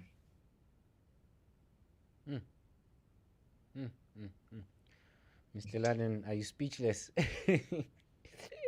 I'm deep in thought. I always introduce myself in class, even though I'm the international director of this and that and all that. I'm just a dancer. Yeah. I'm just a dancer who didn't quit, You know, I couldn't dance on stage. I've done all kinds of performance, but I'm just a dancer. And these children, or the teenagers, or the people in their 20s, or the people starting off, there's about 60 dancers I work with right now privately who are leading, they're the ballerinas of their companies. But we're all just dancers at different points. And to translate that into a broader context, we all are just cultural activists. Everything that everybody does is part of culture. And I think that the thing that I've found that makes people do the best, that they're the one dancing now, they're the one singing, they're the one playing the instrument, they're the one writing the symphony. The world is waiting, and they're waiting because you're doing it, because you have what it takes to do it. And you have to just understand that you have a gift, and that fulfilling that gift is going to be one of the greatest experiences you'll ever have in your life. Go for it. Don't worry about getting it right or getting it wrong. Don't worry about what I expect. Don't give me the answer I want to hear. Tell me the truth. You know, and you mentioned earlier integrity and honesty as being absolutely necessary components, but then also the envelope is kindness. And I just was approached by a young symphony here in America who wants to partner with us and with our ballet. And the guy said that the guiding principle for their negotiations and collaborations with all other people is kindness. And anybody who is in any arts organization anywhere in the world gets free tickets. And so I just wanted to bring it back to that concept of kindness. And if kindness is the context, then everybody can be present and nobody has anything to fear. Absolutely. Well said. Thank you for that. Yeah, I think it was well said indeed. I think we have come to the end of our show. I know Mr. April has to run. There's a lot of people that needs him as well. You know, as as Mr. Mwandla said, he's a big person. But yeah, I would like to ask each of you, what are your last words before I send my special thanks to Mr. April? Do you have last words that you would like to share with our viewers at home, or whoever is going to be seeing this video in the future? I would like to start with people, and then I will go next with Mr. Laden, and then lastly, our lovely special guest, Mr. David April. Please go for it, people. Thanks, Lungani, for another show. Thank you for making the time, Ken and David, and for everybody out there, you know, joining in with us. We spoke about culture, and I like to look up the words we are speaking about, and it's related to cultivate. And that can mean like a peasant going to your field and taking care of it. And how can you do that? Take a little time and dedicate your time in doing something as an example and adding to the good. Thanks so much for watching today, and I will pass it on to Ken. Mr. Laden. So my last word is, it's two words: context and kindness. And if we take that with us from this beginning of a discussion, by the time we meet again, a lot of things will have happened that are very powerful and very good in this world. So thank you very much, Thatanelo. And I am very, very pleased to have been able to be mentored by you today. Thank you. Oh, wow. And Thank you lastly, for that. Mr. April, any last words? It's going to be 3 words. The first one is gratitude. Gratitude in all kinds of forms. I'm grateful that I've had this opportunity to talk to you, to share some of my experiences, and then people who listened with a lot of interest. I thank you. So gratitude. The other one, lead with kindness in every way. In everything that you do, lead with kindness, because it's only in doing that that the world will be a better place. No doubt about it. I thank you. Bathi mshayele ngizandla, bathi mshayele ngizandla, mshayele ngizandla. Uthisha wami ke lo ningajampisi. Well, from me, thank you so much. Thank you so much to all of you. Thank you so much, Mr. Laden. Thank you so much, People Tafel. Thank you so much, our special guest, Mr. April, for sharing your experience. I know, we were kind of like, putting some other things aside because of time and everything, we would have loved to talk some more, but because of time, unfortunately, we cannot. Yes, and I think maybe it would be fair, to leave your maybe social media account if you want to, for people who are watching who want to get in contact with you, because I know somebody said that if they want some specific information, they will go to you. So where can people find you? And if you have anything you're working on right now, maybe a show or something that you'd like to invite them, this is a chance for you to express yourself to people who are watching at home. Please go for it. Okay, so with me, it's very, very simple. My 3 names, David Thatanelo April. So on Facebook, you will find me as David April. On Instagram, @Thatanelo.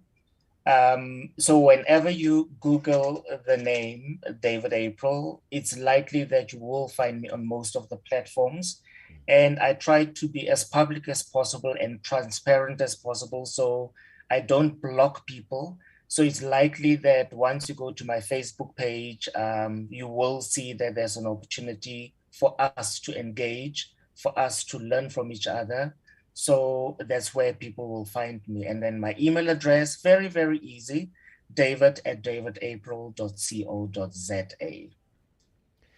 That was David April, Mr. April. It was so amazing. Thank you so much to all of you who are watching at home. Thank you so much on Facebook. I know something happened on Facebook, but we thank you to YouTube, because YouTube is running correctly, and thanks to Diverse TV.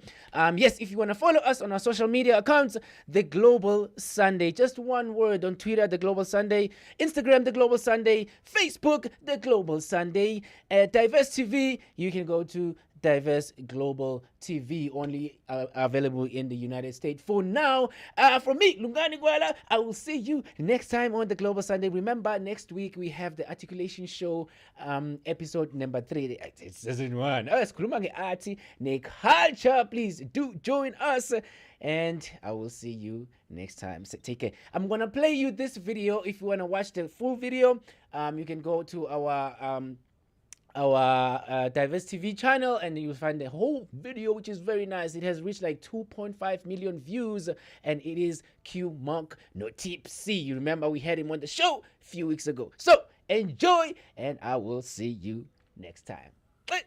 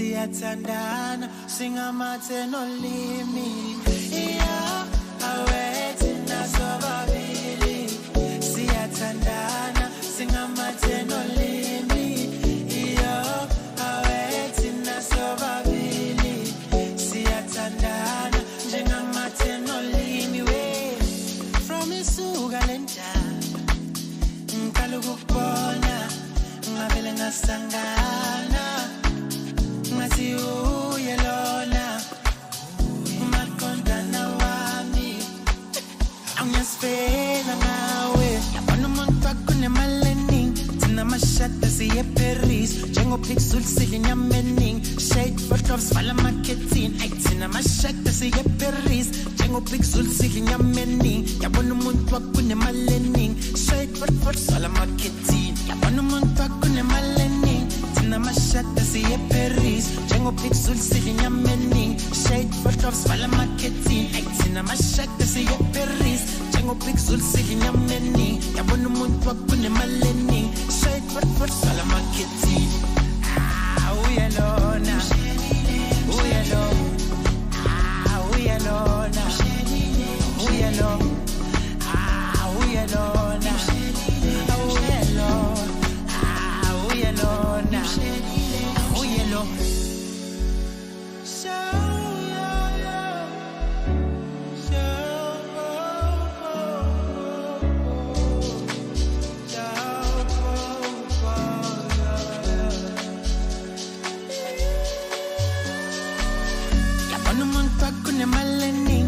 amashada siye Paris njengopixel siyinyamening shade photos vala marketing thina amashada siye Paris njengopixel siyinyamening yabona umuntu wakunemalening shade photos vala marketing yabona umuntu wakunemalening thina amashada siye Paris njengopixel siyinyamening shade photos vala marketing thina amashada siye Paris njengopixel siyinyamening yabona umuntu wakunemalening shade photos vala marketing uyalona uyalona uyalona